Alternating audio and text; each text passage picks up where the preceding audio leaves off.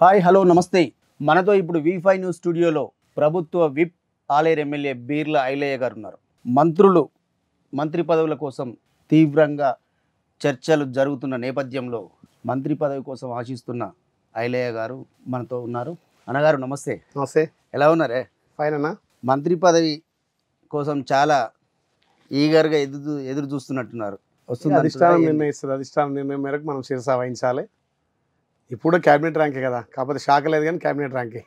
అవును, కానీ అంటే ఎలా ఉంది, వచ్చే అవకాశం ఉందంటారా ఏంది? తెలంగాణలో గొల్ల కుర్మల నుంచి ఏకైక వ్యక్తిగా ఉన్నా కాబట్టి మొన్న జరిగినటువంటి ఎలక్షన్లో, అసెంబ్లీ ఎలక్షన్ కావచ్చు, పార్లమెంట్ ఎలక్షన్లు కావచ్చు, గత 10 సంవత్సరాల గొల్ల కుర్మలు అంచబడ్డారు కాబట్టి ఈసారి గొల్ల కుర్మలు అంతా కూడా కాంగ్రెస్ వైపు మొగ్గి కాంగ్రెస్కి ఎక్కువ శాతం గొల్ల కుర్మలు ఓట్లేసారు కాబట్టి గౌరవ ముఖ్యమంత్రి రేవంత్ రెడ్డి గారు కూడా తెలుసు, గొల్ల కుర్మలు మాటిస్తే మాట తప్పదనే మాట మీద రేవంత్ రెడ్డి గారు ఉన్నారు కాబట్టి తెలంగాణలో ఏకైక వ్యక్తులు కాబట్టి ఇస్తారని ఆశిస్తున్నాం. అంటే బడుగు బలహీన వర్గాలు కానీ అలాగే బీసీ వర్గాలు కానీ ఇంకా అంటే మీకోసం కూడా తీవ్ర ప్రయత్నాలు చేస్తున్నారు, తీవ్ర లాబింగ్లు చేస్తున్నారు. చాలా చోట్ల విజ్ఞప్తులు ఇవన్నీ అందుతున్నాయి. అంటే ఈ నేపథ్యంలో మనకు అంటే ఏమొచ్చే అవకాశం ఉంది? ఒకవేళ మంత్రి పదవి ఇస్తే అంటే మీరు అంటే ఏం కోరుకుంటున్నారు? మంత్రి పదవి ఉన్నా ఏదున్నా ప్రజలకు సేవ చేయాలనే ఉద్దేశంతో నేను రాజకీయాలకు వచ్చాను కాబట్టి ఇప్పటికే ఈ గెలిచిన 6 నెలల్లో ఇంచుమించు నియోజకవర్గంలో 100-120 గ్రామాలు పర్యటించడం జరిగింది. కాంగ్రెస్ పార్టీ ఇచ్చినటువంటి అభయస్థం 6 గ్యారెంటీలు ఇప్పటికే 5 ఇంప్లిమెంట్ చేసినాం. అదేవిధంగా ప్రజలకు ఎక్కడ సమస్య ఉన్నా స్పందించి ఎక్కడికక్కడ అధికారులతో మాట్లాడి వాళ్ళ సమస్యల పట్ల ఎంబడే స్పందించి ఎక్కడికక్కడ పరిష్కరిస్తున్నాం కాబట్టి ఇక్కడ ఉన్నటువంటి ఆలేరు నియోజకవర్గమే కాదు మిగతా ఉన్నటువంటి ఇంకా జిల్లాలో కూడా ఒక బీసీ నాయకుడు, బీసీ బిడ్డ ఇంకా పదవి వస్తే బాగా పనిచేస్తాడని అక్కడక్కడ గుళ్ళకు మొగుడు కానీ వాళ్ళ పొరుడు దండాలు వాళ్ళు కొబ్బరికాయలు కొట్టడం అంటే వాళ్ళ ప్రేమ అంటే అందరి వాడిగా వాళ్ళకు ఉన్న కాబట్టి ఒక ఆలేరు నియోజకవర్గం కాదు తెలంగాణ రాష్ట్ర వ్యాప్తంగా గొల్ల కుర్మలు ముఖ్యంగా బీసీ నాయకులు అట్లనే ఇంకా ఓసీలలో కూడా చాలామంది అరే యువకుడు పనిచేస్తాడు, ఎమ్మెల్యే అయితే ఇంత చురుగ్గా పనిచేస్తాడు, ఇంకా బాధ్యత ఇస్తే బాగా చేస్తాడని చెప్పి చాలామంది పెద్దలు అన్ని కమ్యూనిటీలు కూడా గొల్ల కుర్మ కాకుండా ముదిరాజు కానీ గౌడన్న గారు రెడ్డి సామాజికం కూడా ఒక పనిచేసే వ్యక్తి ప్రజలకు నిరంతరం అందుబాటులో ఉండే వ్యక్తి బీర్ల ఇంకా ఉన్నత పదవి వస్తే మంత్రి పదవి వస్తే బాగుంటుందని వాళ్ళ ఆలోచన ఉంది. ఏదైనా అధిష్టానం నిర్ణయించిన దానికి కట్టుబడి ఉంటాం కాబట్టి అధిష్టానం ఏ రకంగా నన్ను పార్టీకి సేవలు చేయమని ఏ రకంగా ప్రజలకు సేవ చేయమంటే ఆ రకంగా ముందుకెళ్తాం. అంటే నల్గొండలో కూడా అంటే అంత రెడ్లే ఉన్నారు, అంటే బీసీలు కూడా ఇప్పటి వరకు ఎవరు లేరు. అలాగే గొల్ల కుర్మ కూడా ఇటు రేవంత్ రెడ్డి కానీ అటు కోమటిరెడ్డి కానీ ఇద్దరు రెడ్లకు కూడా సమాంతరంగా వ్యవహరిస్తూ అంత రెడ్లను కానీ వ్యక్తి అని కాదు, మొదటి నుంచి కూడా ఒక నిబద్ధత కలిగిన కాంగ్రెస్ కార్యకర్తగా ఇప్పుడు కూడా ఎమ్మెల్యే అయినా నేను కార్యకర్తగానే ఉంటా తప్ప నేను ఎమ్మెల్యేను ప్రభుత్వం ఇప్పుడు ఎక్కడ ఉండా. ముఖ్యంగా నాకు సీటీ విషయంలో కోమటిరెడ్డి వెంకరెడ్డి గారు కావచ్చు, ఉత్తమ్ కుమార్ రెడ్డి కావచ్చు, రాజగోపాల్ రెడ్డి కావచ్చు, ముఖ్యంగా పీసీసీ అధ్యక్షుని హోదాలో గౌరవ ముఖ్యమంత్రి ఇప్పుడున్నటువంటి ముఖ్యమంత్రి రేవంత్ రెడ్డి గారు కూడా బీర్ల అంటే ఒక కార్యకర్త ప్రజలకు నమ్మకంగా పనిచేసే వ్యక్తి 5 సంవత్సరాలు గతం నుంచి ఈ 5 సంవత్సరాలు ఇన్ఛార్జ్ తీసుకున్న తర్వాత ఒక కార్యకర్తగా ప్రజలకు అందుబాటులో ఉండి పీసీసీ కానీ ఇక్కడ ఏఐసీసీ కానీ జిల్లా డీసీసీ కానీ ఏ పిలిపించినా సక్సెస్గా చేసినాం. ఆలేరు అంటేనే నెంబర్ 1గా జనజాతరలు కావచ్చు, ఏదైనా మీటింగ్లు కావచ్చు, సభలు కావచ్చు, సోనియమ్మ సభ కావచ్చు, రాహుల్ గాంధీ సభ కావచ్చు, మంచి సక్సెస్ చేసాం కాబట్టి వాళ్ళకు ఒక నమ్మకం. బీర్ల కమిట్మెంట్ అంటే కమిట్మెంటు వ్యక్తి పరంగా కాదు, కాంగ్రెస్కు కట్టుబడి ఉండే వ్యక్తిగా గుర్తించారు. అవును, ఇటు ఏ వర్గం కాకుండా ఇటు రేవంత్ రెడ్డి కానీ అంతకుముందు రేవంత్ రెడ్డి పీసీసీ అధ్యక్షునిగా రేవంత్ రెడ్డి గారి మాట గౌరవించి ఆయన ఏ కార్యక్రమం చేసినా ఏ పిలిపించినా ఆయన చెప్పినట్టుగా మెదులుకునేవాడిని. అప్పుడు మాకున్నటువంటి మా భువనగిరి పార్లమెంటు ఎంపీ కోమటిరెడ్డి వెంకరెడ్డి గారు అప్పుడు ఉండే కాబట్టి ఆయనతో ఎక్కువ చనువు ఉండి ఆయనకున్నటువంటి 7 నియోజకవర్గాల పరిధిలో ఆలేరుకే ఎక్కువ అత్యధికంగా 50% ప్రాధాన్యత ఇచ్చి వచ్చేది. ఎందుకంటే మా కాళ్ళకు ఉన్నటువంటి చనువు ఆ చనువుతోటి మా తన సమస్యల మీద మాకు అండర్ పాస్లు కానీ అక్కడ ఉన్నటువంటి రోడ్లు కానీ చాలా కార్యక్రమాలు కోమటిరెడ్డి వెంకరెడ్డి గారు చేశారు కాబట్టి ఆయనతో ఎక్కువ అత్యంత సన్నిహితంగా ఒక సోదర భావంతో ఉంటాం. అదే విధంగా రాజగోపాల్ అన్న కూడా ఒక తమ్మినిగా భావిస్తాడు. ఇప్పుడు ఉమ్మడి నల్గొండ కూడా మొన్న కూడా కష్టపడి ఎంపీని గెలిపించిన దాంట్లో కీలకంగా రాజగోపాల్ రెడ్డి నేను ఎప్పుడు చూడలేదు. నెల రోజులు అక్కడనే రూమ్ తీసుకొని ఉండి మమ్మల్ని 7 కాన్స్టిట్యూన్సీలు ఎప్పటికప్పుడు సమన్వయం చేసి గెలవాలి రేవంత్ అన్నకు మనం మాట ఇచ్చినాం ఇక్కడ ప్రెస్టేజ్ అని చెప్పి టైట్ అన్నారు అక్కడ భువనగిరిలో. కానీ టైట్ లేదు, ఏం లేదు, 2,25,000 మెజార్టీ తోటి ఇద్దరు బీసీలు నిలబడ్డా కూడా ఒక ఓసీ క్యాండిడేట్గా నిలబెట్టి, అంటే ఓసీ బీసీ అని రాలే ఇక్కడ, పార్టీ కాంగ్రెస్ పార్టీ మీద నమ్మకంతో ఎక్కువ జనాలు కాంగ్రెస్ కేసి చామలకి ముందుగా కొన్ని సర్వేలు కూడా చెప్పినాయి అక్కడ కొంచెం టైట్ నడుస్తుంది అనే దాని మీద కూడా. కానీ ప్రజలు ప్రజాపాలన కోరుకున్నారు. మొన్న జరిగినటువంటి అసెంబ్లీలో ఏ రకంగా తీర్పిచ్చారో, ప్రభుత్వం రెఫరెండం అంటున్నారు, గౌరవ ముఖ్యమంత్రి మా 100 రోజుల పాలన రెఫరెండం అంటున్నారు.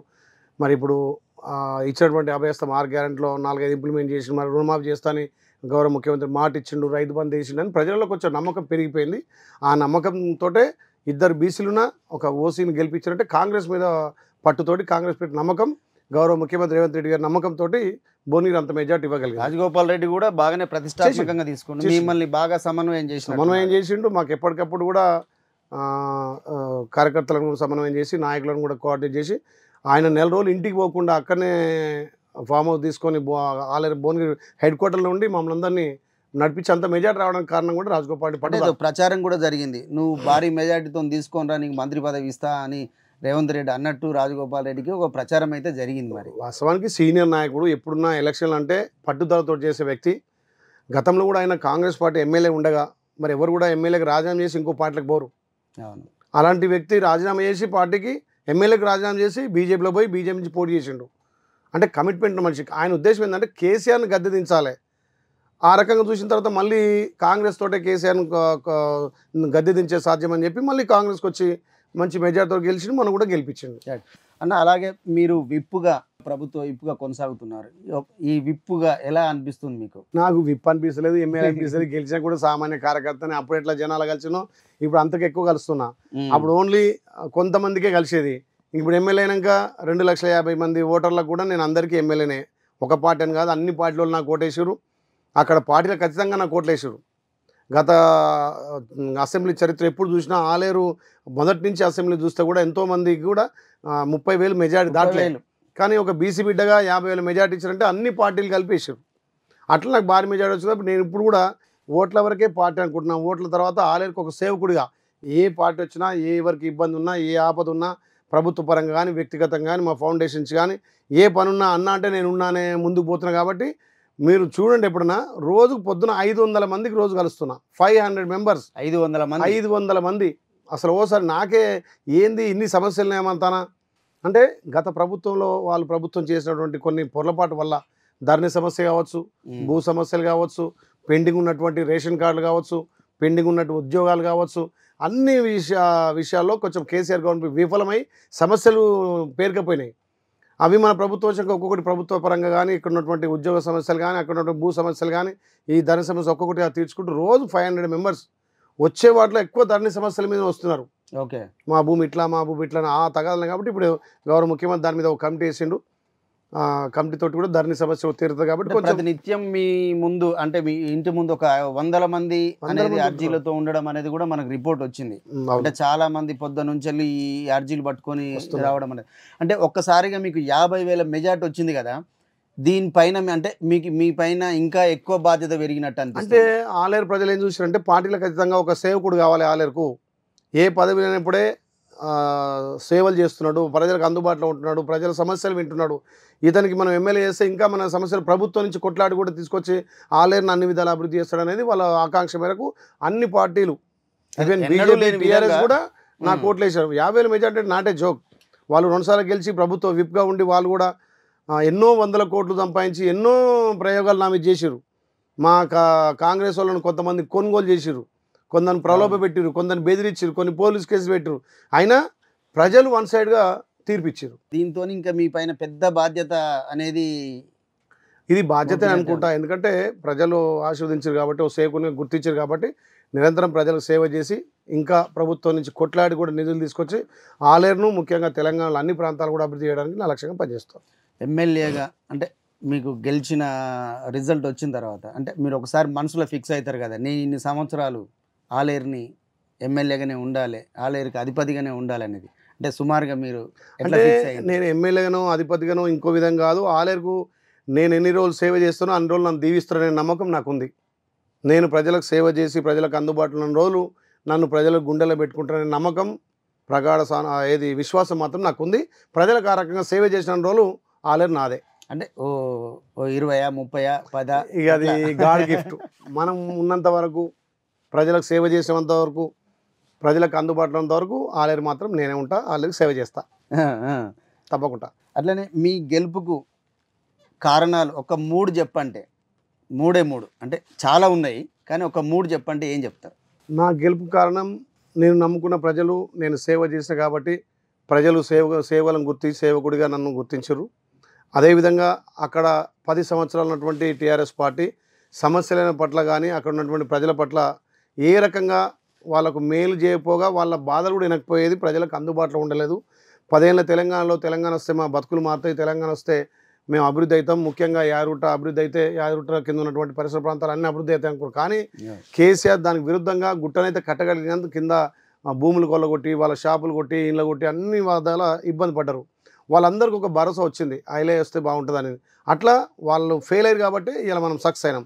ముఖ్యంగా 9.5 సంవత్సరాలు టీఆర్ఎస్ పాలనలో తల్లి సోనియా ఇచ్చిన తెలంగాణలో కూడా అభివృద్ధి కాలేదు. మళ్ళీ అభివృద్ధి అయితే కాంగ్రెస్ తోటి అభివృద్ధి అయితే అని చెప్పి కాంగ్రెస్ పార్టీ మీద విశ్వాసంతో అక్కడ నన్ను గెలిపించారు. అంటే మీరు మరణించిన వారికి కానీ లేకపోతే ఇంకా డబ్బులు ఇవ్వడం కానీ లేకపోతే బీర్లా ఫౌండేషన్ కానీ అంబులెన్సులు కానీ అంటే ఒక చాలా రకాలుగా సర్వీసులు చేసారు. అవన్నీ మెయిన్ ఫ్యాక్టర్స్ అవన్నీ సోషల్ యాక్టివిటీస్ ఏంటంటే ప్రజలకు అందుబాటులో ఉండి వాళ్ళు నాకు ముఖ్యంగా నాకు ఎక్కడ వీటికి యాక్టివిటీ అంటే కరోనా వచ్చిన సమయంలో నాకు కూడా కరోనా వచ్చింది.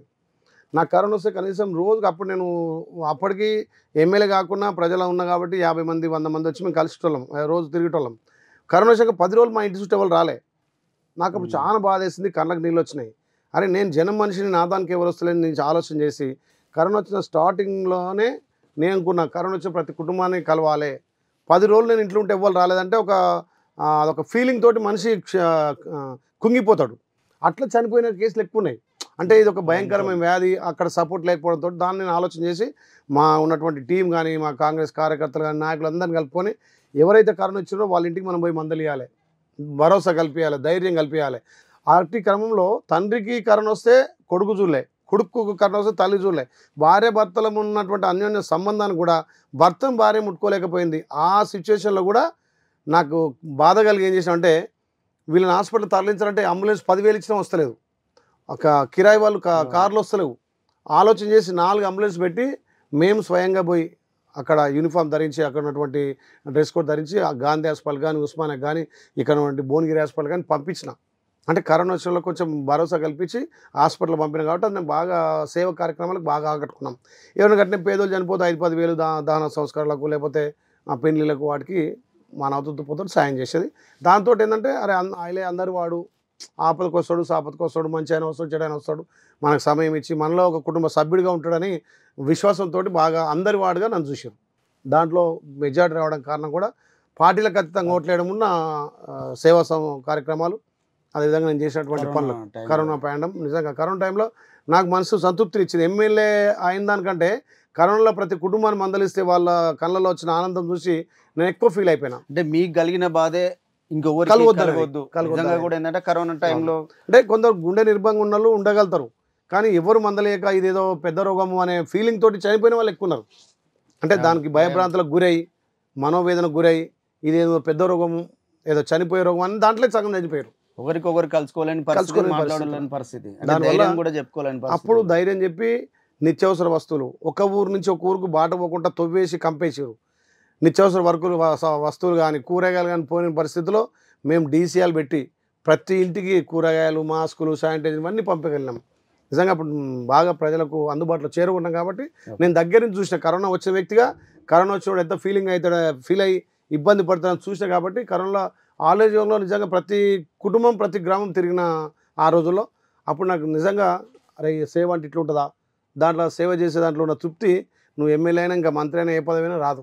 అందుకే మాధవ సేవ ఉంటుంది కాబట్టి అది నాకు చాలా ధైర్యాన్ని ఇచ్చింది, సంతోషాన్ని కూడా ఇచ్చింది. అలాగే మీరు ఆలేరు నియోజకవర్గం అంటే యాదాద్రి, మీరు ఉండేది కూడా యాదాద్రి లక్ష్మీనరసింహ చెంతనే ఉన్నారు. ఇప్పుడు యాదగిరి గుట్టగా మార్చారా? సీఎం గారు మాట ఇచ్చిరు. గత తెలంగాణ యాస భాష సాంప్రదాయాలు కాపాడుకోవాలనే తెలంగాణ ఆత్మగౌరవం మీద 60 ఏళ్ళ పోరాటం, నీళ్లు నిధులు నియామకాలు, ఈ ప్రాంత మనోభావాలు, ఈ ప్రాంత పాటలు కానీ ఆటలు కానీ వాటిని పరిరక్షించుకోవడం కోసమే 60 ఏళ్ళ కళ తల్లి సోనియమ్మ సాధక చేసినాక కేసీఆర్ వచ్చినాక అక్కడ భద్రాచలాన్ని భద్రాద్రి పెట్టిండు, యాదగిరిగుట్టను యాదాద్రి పెట్టిండు. ఆద్రి అనేది సింహాద్రి, అక్కడ ఆ తెలంగాణ పేర్లు కావు, ఆంధ్ర పేర్లు. కానీ మనం ఆంధ్రతో కొట్లాడి సపరేట్ అయిన తర్వాత మళ్ళీ మన ప్రాంతాల పేరు ఆంధ్ర ప్రాంతాలు పెట్టి ఇక్కడ ఉన్నటువంటి కాంటాక్ట్లు అన్నీ కూడా ఆంధ్రలోకి ఇచ్చి ఇక్కడ ఉన్నటువంటి నీళ్ళన్నీ అక్కడ పోతేటిపల్లికి పొక్కబెట్టి జగన్ తీసుకుపోతున్నా కానీ, శ్రీశైలంలో నీళ్ళు తీసుకుపోతున్నా కానీ కేసీఆర్ చప్పుడు చేయకుండా మళ్ళీ ఆంధ్ర పాలన పెడతాము, మనం పరిపాలిస్తున్నాం, మొత్తం నిధులు నీళ్ళు నియామకాలు అన్నీ ఆంధ్రలోకి ఇచ్చే వరకు తెలంగాణ ప్రజలకు అర్థమైపోయింది ఇది కేసీఆర్ తోటి కాదు. కేసీఆర్ ఏమున్నా సెంటిమెంట్ వాడుకుంటారు తప్ప తెలంగాణ కొరగబెట్టలేదని చెప్పి తెలంగాణ ప్రజలు అందుకే కేసీఆర్ ఇంటికాడ కూర్చోబెట్టారు. యాదగిరిగుట్ట అయింది. యాదగిరిగుట్ట కేసీఆర్ పెట్టినటువంటి యాదాద్రి తీసేసి భద్రాద్రి యాదాద్రి రెండు తీసేసి అక్కడ భద్రాచలం, ఇక్కడ యాదగిరిగుట్ట నామకరణ కేసీఆర్ చేసినటువంటి దాన్ని తీసేసి యాదగిరిగుట్టను భద్రాచలం చేసిండు. కానీ నిజంగా కూడా యాదాద్రిగా మార్చినప్పుడు జనాలంతా పబ్లిక్ అంతా ఏదో యాదాద్రి అంటే ఇది మనది కాదు అనే ఒక ఫీలింగ్ లోకి వెళ్ళారు. కంపల్సరీ యాదగిరి గుట్ట అంటే మనం పుట్టిన ఊరును ఇంకోళ్ళు వచ్చి పేరు మారిస్తే మనకు ఉన్నటువంటి లోపల మనోభావాలు దెబ్బతింటాయి. ముఖ్యంగా ప్రాంతం కోసం కొట్లాడిన వాళ్ళం కాబట్టి ఈ ప్రాంతం మన ప్రాంతం మనకు ఉండాలి, మన ఆత్మ గౌరవం కోసం కొట్లాడిన కాబట్టి ఏదో ఆంధ్రప్రదేశ్ పెడితే మనకి ఎక్కడ సూట్ అవుతుంది? ఇప్పుడు తల్లిదండ్రులు పెట్టిన పేరు ఉంటే దానికి ఉంటుంది, కానీ ఎవరో పెట్టిన పేరు ఉంటే మనకు ఎక్కడ గౌరవం ఉంటుంది? అందుకే మళ్ళీ కేసీఆర్ పెట్టినటువంటి యాదాద్రిని తీసేసి రేవంత్ రెడ్డి గారు మన భద్రాచలంను యాదగిరిగుట్టను యాదాద్రి చేశారు. మీరు అంటే లక్ష్మీనరసింహస్వామి చెంతనే కిందనే ఉంటారు అంటే రెగ్యులర్గా మీరు ప్రతి సాటర్డే పోయేది. ఇప్పుడు కూడా 15 రోజులకు ఒకసారి పోయి అక్కడ ఉన్నటువంటి పరిస్థితులు కానీ, మొన్ననే కొత్త కూడా అక్కడ ఏదైతే సింహాచలంలో గిరి ప్రదక్షిణ ఉందో అక్కడ ఉంటుంది కదా, మన తాను కూడా గిరి ప్రదక్షిణ గతంలో సాంప్రదాయం ఉండే. ప్రతి స్వామివారి జన్మ నక్షత్రం స్వాతి నక్షత్రం, స్వాతి నక్షత్రంలో కనీసం అప్పుడు ఒక 500-600 మంది 1000 మంది తిరిగేది ప్రదక్షిణలు. ఈ కేసీఆర్ వచ్చిన తర్వాత 9.5 సంవత్సరాలు గిరి ప్రదక్షిణ బంద్ అయిపోయింది. అభివృద్ధి పేరు మీద అక్కడ ఉన్నటువంటి బాటను మొత్తం తీసేసిండు. నేను ఇక్కడ ఎమ్మెల్యే గెలిచిన తర్వాత ప్రభుత్వంతో కొట్లాడి అక్కడ వసతులు కల్పించి కొండపైకి ఆటోల అనుమతులు కానీ, కొండపైన భక్తుడు నిద్రించడానికి డార్మెటాలు కానీ, కొండపైన లాట్రిన్ బాత్రూమ్ సౌకర్యాలతో పాటు కొబ్బరికాయ కూడా సాంప్రదాయం కొట్టే సిస్టాన్ని ఇంప్లిమెంట్ చేసినాం. ఇవాళ గిరి ప్రదక్షిణ కూడా మొన్న 10,000 మందితో గిరి ప్రదక్షిణ చేసిన. 10,000 మంది మొన్న స్వాతి నక్షత్రం రోజున 10,000 మందితో చేస్తే నిజంగా రాష్ట్ర నలుమూల నుంచి ఒక కొత్త వరవడిగా వచ్చి గిరి ప్రదక్షిణ చేసి స్వామివారి దర్శనం చేసుకున్నారు. చాలా బ్రహ్మాండంగా అనిపించింది. ఇప్పుడు కేసీఆర్ ఏదైతే సాంప్రదాయాలను తీసేసిండో మళ్ళీ మనం గతంలో ఉన్నటువంటి సాంప్రదాయాలు ఈ ప్రాంత కట్టుబాట్లన్నీ మళ్ళీ ఒక్కొక్కటిగా పునరుద్ధరించడం. ఇప్పుడు జనం కూడా భక్తులు కూడా చాలా పెరిగిపోయారు, ఆదాయం కూడా ఆ రకంగా పెరిగింది. అంటే వచ్చే భక్తులు మనం ఫెసిలిటీ కల్పిస్తున్నాం కాబట్టి జనం ఎక్కువ, యాత్రికులు ఎక్కువ వస్తున్నారు. అంటే మీ మార్కుగా డెవలప్మెంట్ యాదాద్రిని పూర్తిగా అవుతుంది. దానికి గౌరవ ముఖ్యమంత్రి రేవంత్ రెడ్డి గారు నిధులు సమకూరుస్తున్నాడు. మొన్న వాళ్ళు కుటుంబ సమేతంగా దర్శనం చేసుకొని యాదగిరిగుట్టను కూడా మళ్ళీ అభివృద్ధి చేయాలి, పూర్వవైపు దేవాలని చెప్పి ఆయన కూడా మాట ఇవ్వడం జరిగింది. గతంలో కూడా ఆయనకు ఎక్కడ విలువేల్పుగా వాళ్ళ మనుమని పుట్టేటికలు కూడా ఇక్కడ తీయడం జరిగింది. కాబట్టి మళ్ళీ గుట్టను అన్ని విధాలా అభివృద్ధి చేయడానికి కేసీఆర్ కంటే ఎక్కువ ఇంట్రెస్ట్ రేవంత్ రెడ్డి గారికి ఉంది. దాన్ని అపూర్వవైపు తీసుకొస్తాం. ఈ మెట్రో రైలు కూడా యాదాద్రి వరకు కొనసాగిస్తున్నారు. హైదరాబాద్ నుంచి చెప్పింది అదే ప్రపోజల్ ఉందంటే MMTS రాగిరి వరకు ప్లాన్ ఉంది. దాని ఇప్పుడు గత ప్రభుత్వం నిధులు కేంద్రంతో సఖ్యత లేక నిధులు తీసుకురాలేకపోయారు. ఇప్పుడున్నటువంటి గౌరవ ముఖ్యమంత్రి రేవంత్ రెడ్డి గారు కేంద్రం కూడా మనకు వచ్చేటువంటి నిధులు, ఎందుకంటే మనం ఎంతైతే ట్యాక్స్ GST రూపం కానీ ట్యాక్స్ రూపం కడుతున్నామో వాళ్ళు రిటర్న్ రాబట్టుకోలే, వాళ్ళు సఖ్యత లేక. పార్టీ ఏదున్నా మనం కట్టే ట్యాక్స్లు మళ్ళీ మనకు రిటర్న్ రావాలి కాబట్టి ఇప్పుడు రేవంత్ రెడ్డి గారి నాయకత్వాన ఎక్కువ నిధులు దిగబడతారు. మొన్న మా గౌరవ మంత్రి R&B మంత్రి కోమటిరెడ్డి వెంకటరెడ్డి గారు కూడా గడ్కరీతో మాట్లాడి CRF సంబంధించిన నిధులు 850 కోట్లు తీసుకురాగలిండు. ఎక్కువ రోడ్లు కూడా తీసుకురాగలిండు. కేంద్రంతో బీజేపీతో కొట్లాడి మొన్న గౌరవ ముఖ్యమంత్రి రేవంత్ అన్న కూడా కొన్ని రోడ్లు కూడా శాంక్షన్ చేసుకోవచ్చు. కాబట్టి పార్టీలే మనం ట్యాక్సులు కడుతున్నాం కాబట్టి కేంద్రంతో అంతే చొరవతో అంతే నిధులు తీసుకొచ్చుకుంటే ఇంక ప్రాంతం అభివృద్ధి అవుతుంది. గతంలో ఉన్నటువంటి కేసీఆర్ మర్చిపోయిండు, కేంద్రంతో వైర్యం పెట్టుకొని అంటే మనం కట్టే పైసలు కూడా మనం వెనక్కి రాబట్టుకోలేకపోయింది కాబట్టి కొంత అభివృద్ధిలో కుంటుపడ్డది. ఇప్పటికీ గ్రామాలలో కేంద్ర నిధులు ఏది శ్మశాన వాటికలు కావచ్చు, రైతు వేదికలే కావచ్చు, ఇప్పటికీ సర్పంచులు ఒక్కొక్కరు 10 లక్షల 20 లక్షల అప్పుల పాలయ్యారు కేసీఆర్ చేయబట్టికే. ఆత్మహత్యలు కూడా అయినాయి. అందుకే అట్లాంటిది ఉండొద్దు. ఏ పార్టీ అధికారం ఉన్నా మనం కట్టే డబ్బులు మన కేంద్రానికి పోతాయి కాబట్టి కేంద్రం నుంచి సఖ్యతోటి మన షేర్ మన వాటా మనం తీసుకురావాలని చెప్పి గౌరవ ముఖ్యమంత్రి రేవంత్ రెడ్డి మంచి సత్సంబంధాలు కేంద్రంతో ఏర్పాటు చేసి మనకు వచ్చే నిధుల్లో రాబట్టగలుగుతున్నాడు. ఓకే, అలాగే రోడ్ల మరమ్మతులను అనుకుంటున్నాం. అంటే మీ నియోజకవర్గంలో పూర్తిగా ఇంకా రోడ్ల మరమ్మతులు ఇప్పటికే ఏమేమి నేను ఉన్నాయి? వచ్చిన చాలా తర్వాత వరకు రోడ్లు కొంత ఎందుకంటే నా అదృష్టం తగ్గట్టు మా సన్నిహితంగా ఉండే మా సోదరభావంతో ఉండే మా కోమటిరెడ్డి వెంకరెడ్డి ఆర్ఎన్బి మంత్రి ఆటోగ్రాఫ్ మంత్రిగా ఇప్పటికి నాకు ఇంచుమించు 50 కోట్ల నిధులు ఆల్రెడీ శాంక్షన్ చేసిండు. 10 సంవత్సరాల నుంచి వడపర్తి మర్యాల చీకటి మామిడి డబుల్ రోడ్ లేక కనీసం 20 నుంచి 30 మంది చనిపోయారు. మూలమలుపు లేకుండి సింగిల్ రోడ్ కావడం వల్ల కనీసం 20-30 మంది చనిపోయారు. 10 సంవత్సరాల నుంచి రాంది నేను వచ్చినాక నెల రోజులనే 18 కోట్లతోటి వడపర్తి మర్యాల టు చీకటి మామిడి డబుల్ రోడ్ శాంక్షన్ చేసి వర్క్ స్టార్ట్ అయింది. ఓకే. ఏదైతే ఆలేరులో ఉన్నటువంటి కొలంపేక పెద్ద మేజర్ గ్రామ పంచాయతీ సుమారు 10,000 జనాభా ఉంటారు అక్కడ. చిన్నపాటి వర్షం వస్తే చుట్టూ వాగులే, చుట్టూ కలవట్లే. వారం రోజులు కనీసం 3 రోజులు ఎక్కడి నుంచి బయటకు వెళ్ళడానికి రాదు. అంబులెన్స్ పోదు, ఎవరికైనా ఇబ్బంది వస్తే పోదు, అది ఉంటుంది. అలాంటి 2 బ్రిడ్జీలు, ఒకటి 15 కోట్లతోటి, ఒకటి 12 కోట్లతోటి శాంక్షన్ చేయించి మొన్ననే టెండర్ కూడా పిలవడం జరిగింది.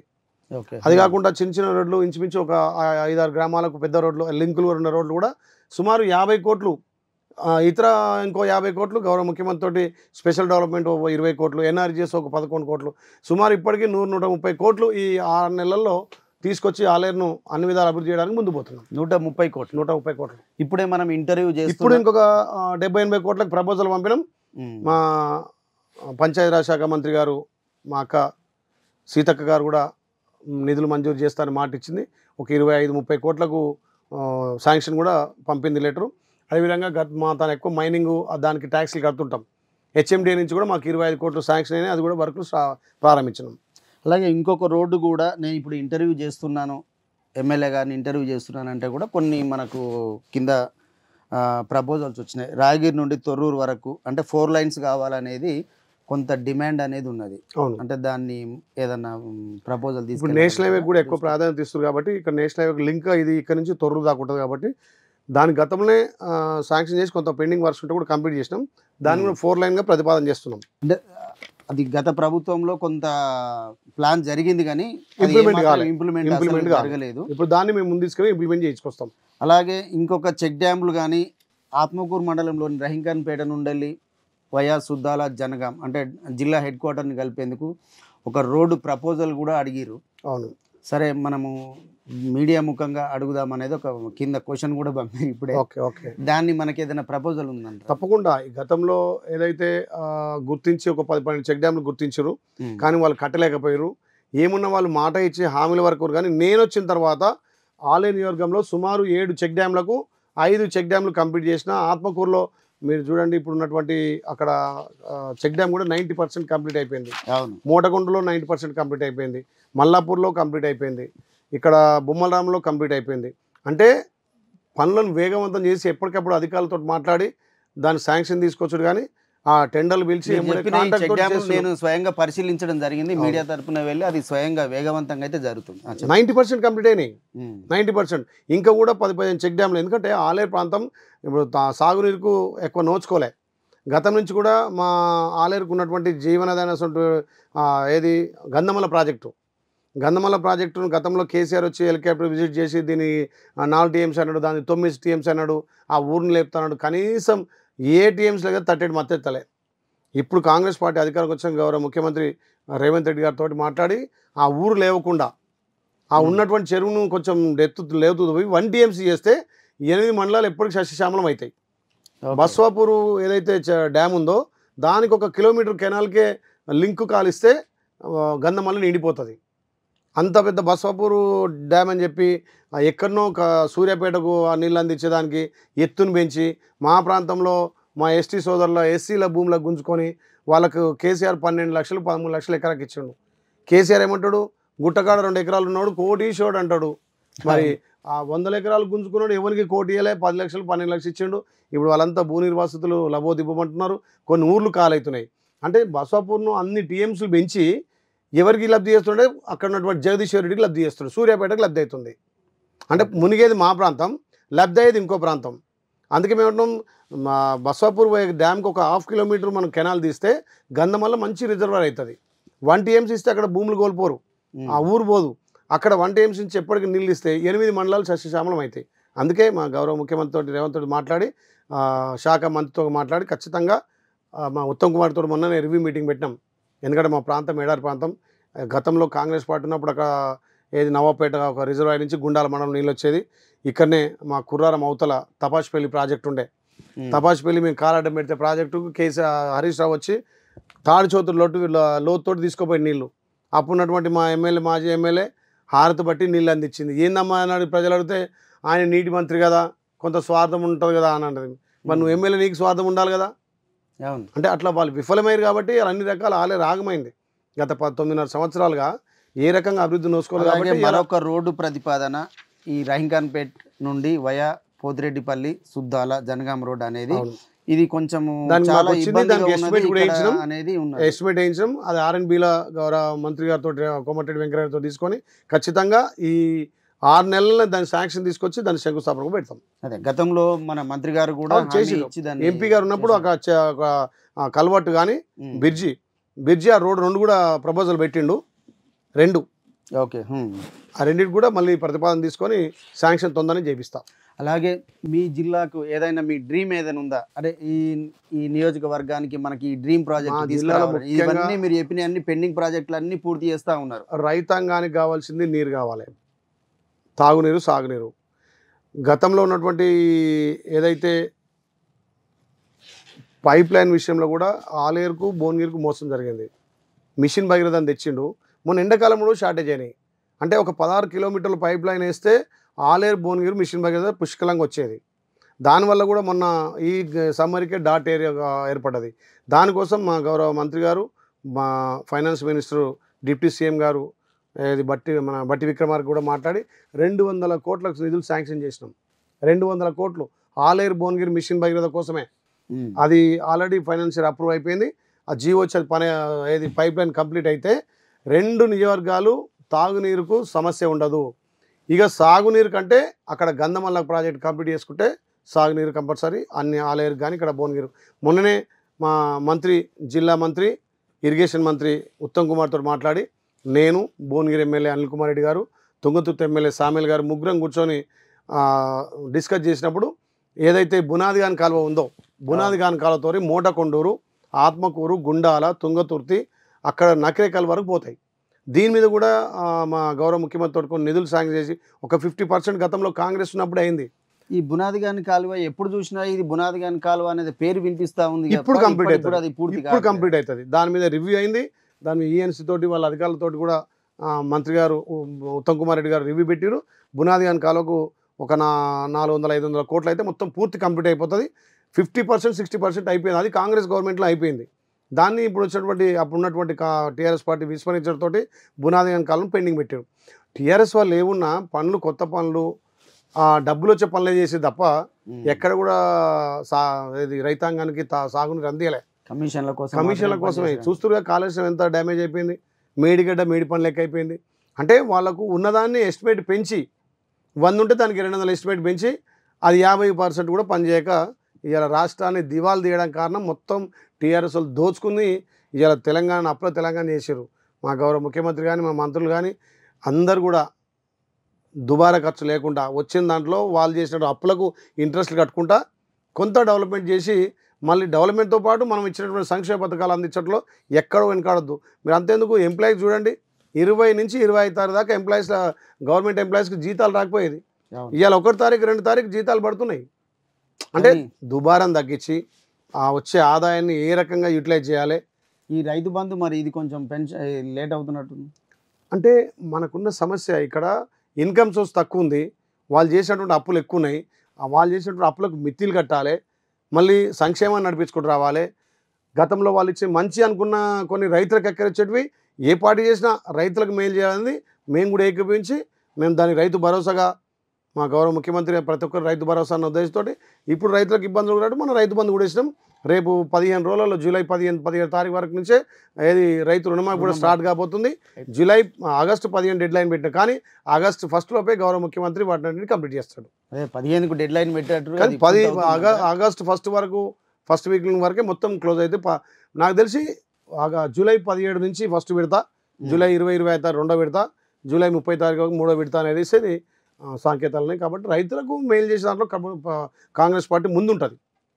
రైతులకు భరోసా ఇచ్చి రైతులను అభివృద్ధి చేయడమే కాంగ్రెస్ పార్టీ లక్ష్యంగా ఎందుకంటే గత ప్రభుత్వం రైతు బంధు వేసింది, మేము ఎందుకు వేయాలని అనుకోలే. ఉమ్, ఉమ్.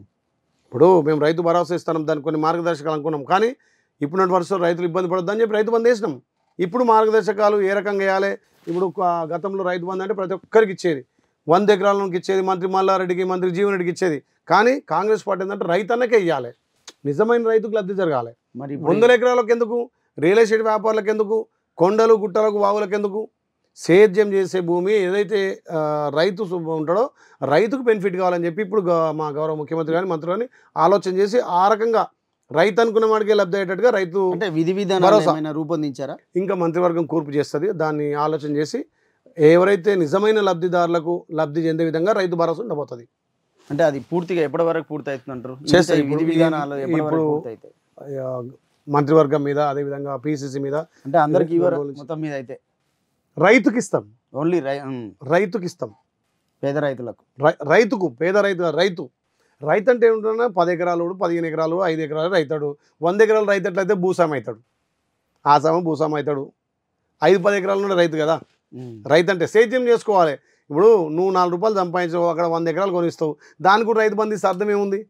వ్యవసాయం చేసుకొని ఇంత పత్తో వ్యవసాయమో మొక్కజొన్నో ఏదో వేసిన రైతుకు పెట్టుబడి సాయం. భరోసా అంటే ఏంది? పెట్టుబడి సాయం. ఇంత షీడ్కో లేకపోతే మెడిసిన్కో దాని కలుపుకూలకో అది ఇస్తే రైతు బంధు అవుతుంది. కానీ ఎలక్షన్ల కోసం ఇచ్చి ఇవే డబ్బులు నువ్వు ఓట్లే అంటే ఆ రైతులను ఎక్కడ కాపాడినట్టు? 100 ఇప్పుడు 500 ఎకరాల నోనికి, 1000 ఎకరాల నోనికి, 4 కన్వర్షన్ చేసినోనికి, లేఅవుట్ అయిన దానికి ఇస్తే అది రైతు ఎట్లయితుంది? నాన్ అగ్రికల్చర్ అంటేనే అది వ్యవసాయేతర భూమి. అవును. మనం ఏంది ఏమంటున్నాం? రైతు భరోసా అంటున్నాం. రైతు బంధు అన్నాడు కేసీఆర్.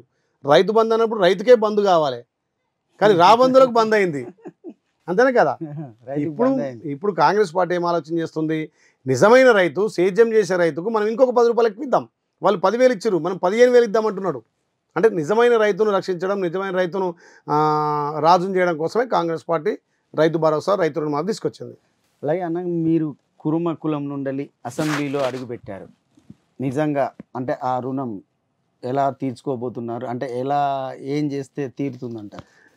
వాస్తవాన్ని కూడా తెలంగాణలో ఉన్నటువంటి ప్రతి గొల్ల కుర్మ బిడ్డ కూడా మా బీర్లైలే గెలవాలి, మా కులస్తుడు గెలవాలి అని చెప్పి ఏ నియోజకవర్గం ఉన్నా నాకు భరోసా ఇచ్చారు. ఇక్కడ ఉన్నటువంటి సంబంధాలతోటి కొన్ని రోజులు వచ్చి ప్రచారం చేశారు.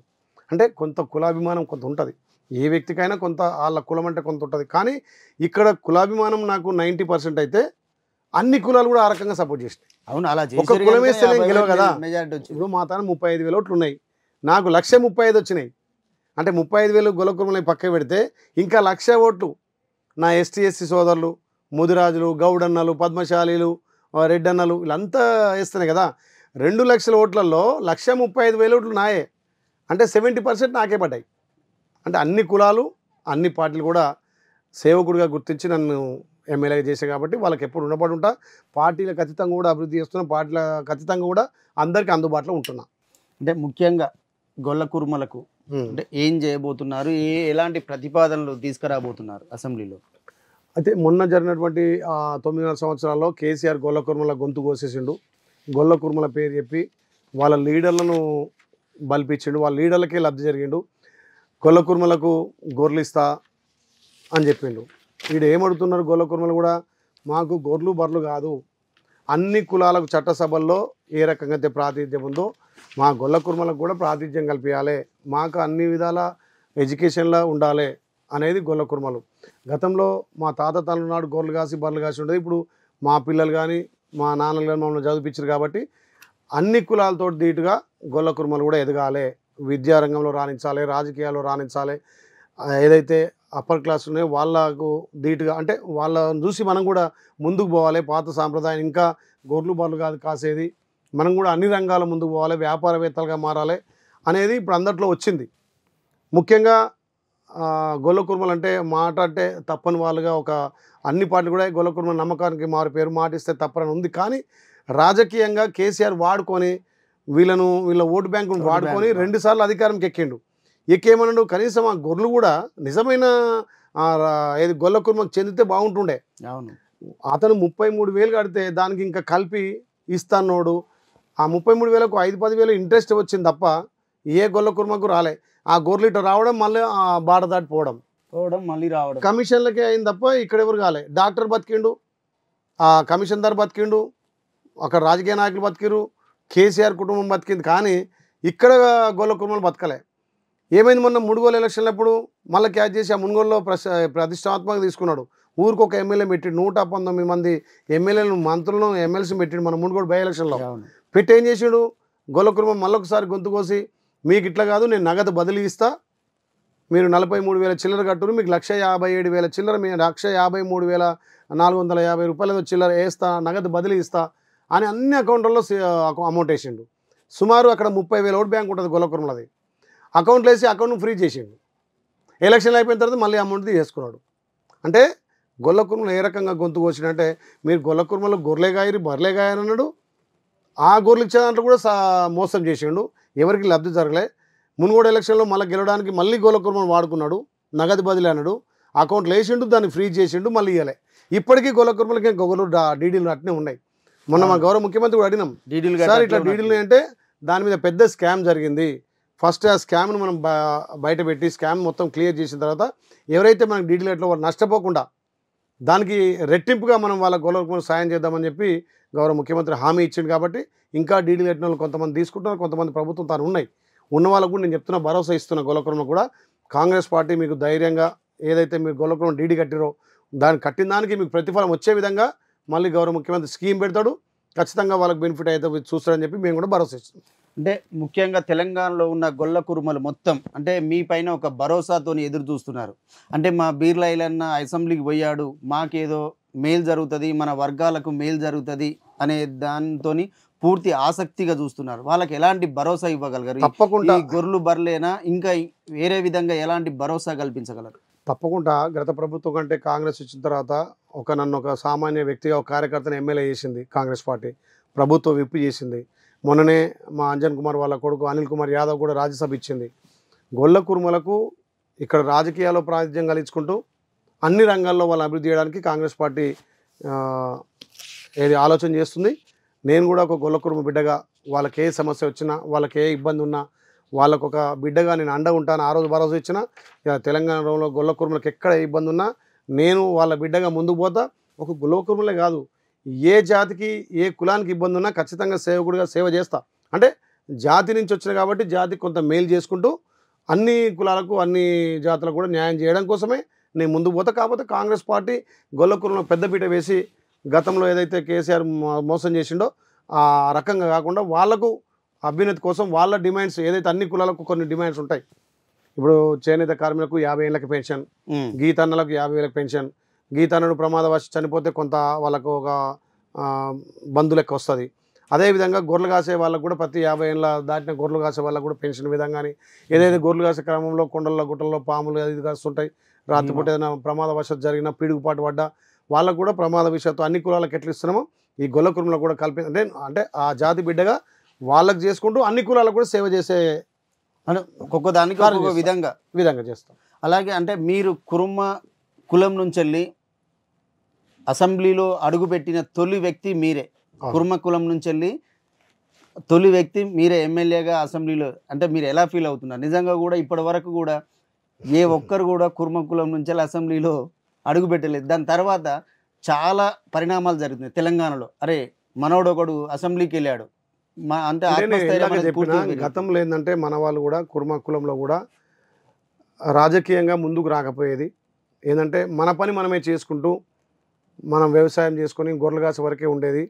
ఇప్పుడు మన వాళ్ళు కూడా ఆలోచన చేసి ఎడ్యుకేషన్లో కానీ రాజకీయాల్లో కూడా కొంత చైతన్యం అయ్యారు కాబట్టి నన్ను ఒక వాళ్ళ రిప్రజెంటేటివ్గా అసెంబ్లీ పంపారు. కాబట్టి ఇంకా నేను కొంతమందిని ఉన్నత చదువులు చదివించి వాళ్ళకు ఐపీఎస్ ఐఏఎస్లుగా తయారు చేసి ఇప్పుడు మొన్ననే మన కుర్మ భవన్ కూడా ఓపెన్ చేసి అక్కడ ఐఏఎస్లకు ఐపీఎస్ కోచింగ్ కూడా పెట్టి కొంత డెవలప్ చేయడానికి నా వంతు కృషి చేస్తున్నారు. కాబట్టి ఇప్పుడు మన జాతి కూడా అన్ని కులాల లెక్క ఏది మనం కూడా రాజకీయంగా కానీ అన్ని విధాల ఎడ్యుకేషన్లో కానీ ముందుకు పోవాలని కొంచెం పట్టుదలతో ఉంది. కాబట్టి దాంట్లో నన్ను ముందుకు నెట్టేసిరు. నేను అన్ని కులాలను కలుపుకుంటూ మన కులం కూడా ఒక ప్రత్యేక గుర్తింపు తేవడానికి నేను కష్టపడి పనిచేస్తాను. అలాగే నియోజకవర్గంలో పూర్తిగా మీకు అంటే టీఆర్ఎస్ నుంచి కూడా పూర్తి సపోర్ట్ ఉన్నట్టేనా? నాకు ఎలక్షన్ వరకే పార్టీలు, అక్కడ ఎలక్షన్లు అయిపోయిన తర్వాత అది ఏ పార్టీ ఉండదు. ఏ పార్టీ వచ్చినా, ఎవరు వచ్చినా వాళ్ళకి ఆపత ఉంది, లేకపోతే ఈ పని ఉంది, ఊరికి రోడ్డు కావాలి, ఈడ సీసీ రోడ్డు కావాలి, ఫిల్టర్ కావాలి, లేకపోతే ఆ ఊర్లో ఏదో సమస్య ఉందంటే అది ఏ పార్టీ అని అడగా. ఆలేరు నియోజకవర్గానికి మొత్తం నేను ఎమ్మెల్యేను. ఆ దృక్పథంతో పనిచేస్తా తప్ప ఆ టీఆర్ఎస్ పార్టీ లేకపోతే కాంగ్రెస్ పార్టీ టీడీపీ ఇప్పటివరకు కూడా ఎలక్షన్ల వరకే పార్టీలు ఉంటాయి. ఎలక్షన్ తర్వాత నాకు పార్టీ ఉండదు. అందరూ మన వాళ్ళ లెక్క పనిచేస్తారు. ఆలేరు అభివృద్ధి నా ధ్యేయంగానే పనిచేస్తా తప్ప ఇది ఈ పార్టీ ఆ పార్టీ అని చేయదు. వాళ్ళు గతంలో అట్లా చేసిరు, కొన్ని వర్గాలు చేసిరు కాబట్టి అక్కడ అభివృద్ధి కుంటుపడ్డది. ఇప్పుడు మనం పార్టీలు అనుకుంటూ పోతే నా పార్టీ ఇప్పుడు అంటే అది అభివృద్ధి కాదు. అవును. ఇవాళ నాకు అన్ని గ్రామాల నుంచి నిజంగా నాకు 309 బూతులు ఉంటాయి. ఒక 6 బూతులు 7 బూతులు తప్ప 300 బూతులలో మెజార్టీ వచ్చింది. అంటే అన్ని గ్రామాల్లో నా గుర్తించినాయి కదా. అవును. 309 బూతులలో ఒక 5-6 బూతులు తప్ప అన్ని బూతులు మంచి మెజార్టీ ఇచ్చినాయి. 300 బూతులు, 300 పైన బూతులు, ఆ 302 303 బూతులు నాకు లీడ్ ఇచ్చినాయి. ఇక మీకు పార్షియాలిటీ లేకుండా అయిపోయింది. ప్రతి గ్రామాన్ని చూసుకోవాల్సిన బాధ్యత అనేది తప్పకుండా ఇక. ఎందుకంటే ఒక నన్ను గుర్తించారు కాబట్టి ఖచ్చితంగా అన్ని గ్రామాలు, అన్ని వార్డులు, అన్ని సమస్యల మీద స్పందించి ఆ పార్టీలు ఖచ్చితంగా ఆలేరుని అభివృద్ధి చేయాలి. ఆలేరు చరిత్రలో నిలిచిపోవాలని అంటే ఏదైనా ఒక డ్రీమ్ ప్రాజెక్ట్ అంటే ఈ పని చేసేస్తే మనం ఉంటుంది అనేది ఏదైనా మీకు? అయితే గంధమల్ల ఒకటి, ఆలేరు నియోజకవర్గాన్ని ఆలేరు డివిజన్ రెవెన్యూ డివిజన్ చేయాలని ఒక రెండోది. ఏదైతే అన్ని జిల్లాలకు ఒక మెడికల్ కాలేజ్ వచ్చినాయి, గతంలో ఒక టీఆర్ఎస్ పార్టీ ప్రతిపాదన చేసిరు, కానీ వాళ్ళు దాన్ని విస్మరించారు. యాదగుట్టకు అతి దగ్గరనే 10 కిలోమీటర్ దూరంలో మల్లాపూర్ గ్రామంలో 20 ఎకరాలు సేయించి ఇప్పుడే మా గౌరవ మంత్రి వైద్య శాఖ మంత్రి దామోదర్ నరసింహతో మాట్లాడి ఆ కాలేజీకి నిధులు కూడా శాంక్షన్ చేసి అతి త్వరలో మెడికల్ కాలేజీ యాదగిరిలో కట్టబోతున్నాం. యాదగిరిలో మెడికల్ కాలేజ్ గుట్టకు 5-6 కిలోమీటర్ ఉంటుంది మల్లాపూర్. అక్కడ మెడికల్ కాలేజీ కట్టి ఈ ప్రాంతంలో కూడా ఒక మంచి అది ఉండాలి, ఈ నియోజకవర్గంకి ఒక పేరు ఉండాలని చెప్పి మెడికల్ కాలేజ్ కూడా తొందరగా కంప్లీట్ చేయబోతున్నా. ముఖ్యంగా Gandhamalla, Aleru revenue division, medical college, Bunadgan కాలువ, అన్ని గ్రామాలకు లింక్ రోడ్లతో పాటు తాగునీటి సమస్య ఉండకుండా ఏదైతే అసంపూర్తిగా ఉన్నటువంటి 16 కిలోమీటర్లు ఒక 250 కోట్లతోటి సాల్వ్ అయ్యేది. ఆల్రెడీ 200 కోట్లు శాంక్షన్ అయినా పని కూడా మొదలు పెట్టబోతున్నాం మిషన్ భగీరథకు. ఇవి ఎక్కువ. అదేవిధంగా మా ప్రాంతంలో ఎక్కువ కంపెనీలు లేకపోవడంతో ఎంప్లాయ్మెంట్ నిరుద్యోగ సమస్య ఎక్కువ ఉంది. 1-2 అక్కడ కంపెనీలు కానీ ఇండస్ట్రియల్ తీసుకొచ్చి ఈ ప్రాంతాన్ని కార్డర్ ఎంప్లాయ్మెంట్ చేయడానికి ఇండస్ట్రియల్ కార్డర్ కూడా ఏర్పాటు చేయడానికి 1-2 పెద్ద కంపెనీలు, ప్రతి కంపెనీ ఒక 3-4 వేల మందికి ఉపాధి ఇచ్చేటట్టుగా ఇవి నా ఈ 5 ఏళ్ళలో ఉన్నటువంటి డ్రీమ్. ఈ 5 ఏళ్ళలో మనం ఆలేరుకు ఒక 4-5 మంచి మణిహార లెక్క అందియాలనేది ఒకటి. అదేవిధంగా తెలంగాణలో మొదటి తిరుపతి యాదగిరిగుట్ట గత పూర్వం తెచ్చి ప్రతి భక్తుడికి వసతి కల్పించాలి. సుదీర్ఘం నుంచి వచ్చిన వాళ్ళకు కూడా ఇక్కడ అన్ని ఫెసిలిటీ ఉంటేనే ఇంకా గుట్ట అభివృద్ధి అవుతుంది. కాబట్టి ఆ దశగా ఇప్పుడే 5-6 పనులు చేయగలిగినాం. పాత సాంప్రదాయాలు కూడా తీసుకొచ్చాం కాబట్టి గుట్టను కూడా తెలంగాణలో మొదటి తిరుపతిగా మంచి వచ్చిన వానికి దర్శనం సులభతరంగా అయ్యే విధంగా వాళ్ళకు వసతులు కూడా కల్పించే విధంగా కార్యాచరణ చేస్తున్నాం. ఇప్పటికే 50% అక్కడ అందరికి వసతులు అవుతున్నాయి. ఇంకా కావాల్సినవి ఉన్నాయి. వచ్చే వాళ్ళకు రూమ్లు కానీ అక్కడ ఉన్నటువంటి సౌకర్యాలు కానీ కల్పించాల్సిన అవసరం ఉంది. అవి కూడా ముఖ్యమంత్రి కొట్లాడి ఏదైతే వాళ్ళు గుట్టను కట్టారు కానీ వసతులు కట్టలేకపోయారు. ఓకే, ఆ వసతులను ఇప్పుడు ఇంప్లిమెంట్ చేస్తే వచ్చే వాళ్ళకు వసతితో పాటు దర్శనం కూడా ఈజీగా అవుతుంది. వచ్చే వాళ్ళకు ఒక 2 రోజులు ఇక్కడ స్వామివారి సన్నిధిలో స్వామివారి దగ్గర నిద్ర చేసి కానీ మొక్కు తీర్చుకొని కానీ పిల్లలతో ఒక రోజు గడపడానికి ఇక్కడ వసతి కల్పించాలి. ఆ ఏర్పాట్లో ఎక్కువ ఉన్నా. అలాగే మీరు అందరి వాడిగా ఉన్నారు, మంత్రులతో పాటు ప్రతి మంత్రిని మీరు వెళ్తున్నారు, అందరితో మాట్లాడుతూ ఉన్నారు. సో అంటే మీరు పని చేయడానికి అనేది ఈజీగా ఉన్నది. అంటే ఇంకా ఎలాంటి ప్రాజెక్టులు తీసుకురాబోతున్నారు నియోజకవర్గానికి? అన్ని శాఖలతో, ఎందుకంటే అందరికీ తమ్మిడి లెక్క చిన్న లెక్క ఉంటుంది కాబట్టి అందరు నన్ను చాలా గౌరవిస్తారు. అరే వీడు పనిచేసే వ్యక్తి అనేది గౌరవిస్తారు. కాబట్టి అన్ని శాఖలతోటి మాకున్నటువంటి సమస్యలన్నీ కూడా ఈ 10 ఏళ్లలో ఏదైతే ఆలేరు అభివృద్ధి తిష్టవేసిందో ఒక్కొక్కటిగా అందరి మంత్రుల సహకారంతో, ముఖ్యమంత్రి సహకారంతో ఆలేరును అన్ని విధాలు అభివృద్ధి చేస్తాం. ఇక చివరిగా మనము ఈ మధ్యన బీఆర్ఎస్ నుంచి వెళ్ళి చాలామంది వలసలు వస్తూ ఉన్నారు. కొంతమంది వ్యతిరేకిస్తుంటే కొంతమంది స్వాగతిస్తూ ఉన్నారు. అంటే ఉన్న పార్టీలో ఉన్న వాళ్ళకి నష్టం జరుగుతుంది అనేది వాళ్ళ అభిప్రాయం. అంటే దీని పట్ల మీరేమంటారు? కాంగ్రెస్ పార్టీలో ఎవరికి నష్టం కాదు. కాకపోతే ఏంటంటే గత ప్రభుత్వం 10 ఏళ్ళుగా గెలిచిన ఎమ్మెల్యేలకు, మంత్రులకు అప్పుడున్నటువంటి మాజీ ముఖ్యమంత్రి కేసీఆర్ ఎవరు కూడా టైం ఫ్రీడమ్ ఇవ్వకపోయేది. కాంగ్రెస్ పార్టీలో ఇప్పుడున్నటువంటి గౌరవ ముఖ్యమంత్రి రేవంత్ రెడ్డి గారు అందరినీ కలుపుకొని మీ సమస్యలు, మీ ఆలేరు నియోజకవర్గం కానీ, మీ భువనగిరి కానీ, మీ ఇక్కడ ఉన్నటువంటి నియోజకవర్గాల మీద సమస్య రివ్యూ తీసుకొని మీకేం కావాలని అడుగుతున్నాడు, అంటే ఒక ప్రజాపాలన అందిస్తున్నాడు. అలాంటి ముఖ్యమంత్రి ద్వారా మా నియోజకవర్గాలు అభివృద్ధి చేసుకోవచ్చు అనే ఉద్దేశంతో మిగతా పార్టీలను జాయిన్ అవుతున్నారు. అప్పుడేం వాళ్ళు ప్రాలోభ పెట్టి డబ్బులు ఇచ్చి 100 కోట్లతోటి బెదిరించి కేసులు పెట్టి గుంజుకున్నారు. ఇప్పుడేమో బీఆర్ఎస్లో గెలిచిన ఎమ్మెల్యేలు ఇక్కడ ప్రజాపాలన ఉంది, అక్కడ పోతే మా నియోజకవర్గాలు కూడా అభివృద్ధి అవుతాయి, కాంగ్రెస్ తోటి అభివృద్ధి సాధ్యం. ఇప్పుడు రైతులను పెద్దపీట వేసింది, మహిళలకు పెద్దపీట వేసింది, ఇచ్చినటువంటి సంక్షేమాలు అమలు చేస్తుంది. రేపు ప్రతి నియోజకవర్గానికి 3500 ఇంధన మిల్లు కట్టబోతున్నాం. గతంలో కేసీఆర్ డబుల్ బెడ్రూమ్ అన్నాడు, కనీసం ఆ ఉన్న బెడ్రూమ్ కూడా లేకుండా అయిపోయింది.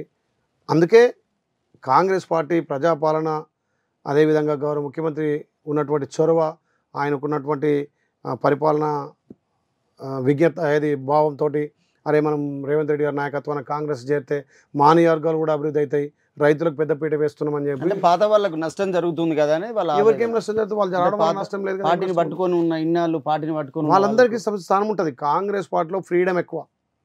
ఇప్పుడు నేను ఎమ్మెల్యేగా ఉన్నా మా తన కొంతమంది లీడర్ ఉంటారు, వాళ్ళకు కూడా స్వేచ్ఛ ఉంటుంది. కాంగ్రెస్ పార్టీలో ఏకమైన వ్యక్తి నిర్ణయాలు ఉండవు. అంటే ఎవరి సీనియారిటీ బట్టి వాళ్ళకి సీనియారిటీ ఉంటుంది. ఇప్పుడు నియోజకవర్గంలో ఓడిపోయిన ఎమ్మెల్యే ఉండి అక్కడ, ఇప్పుడు గెలిచిన ఎమ్మెల్యే వచ్చినా ఓడిపోయిన ఎమ్మెల్యే కూడా గెలిచినంత ఎమ్మెల్యేగా ప్రియారిటీ కాంగ్రెస్ పార్టీలో ఉంటుంది. అందుకని ఇప్పుడు ఏదో నీ వచ్చినోనికి ప్రియారిటీ ఇచ్చి రానోళ్ళకు అట్లా 10 సంవత్సరాలకు జెండా పట్టి మోసి అది కాదు. కాకపోతే ఏంటంటే వాళ్ళు కూడా అభివృద్ధిలో భాగంగా వస్తారు తప్ప ఏదో డామినేట్ కోసం కాదు, మన వాళ్ళని ఏదో చిన్న చూపు చూసి వాళ్ళకి పెద్దపీట వేసేది కాదు.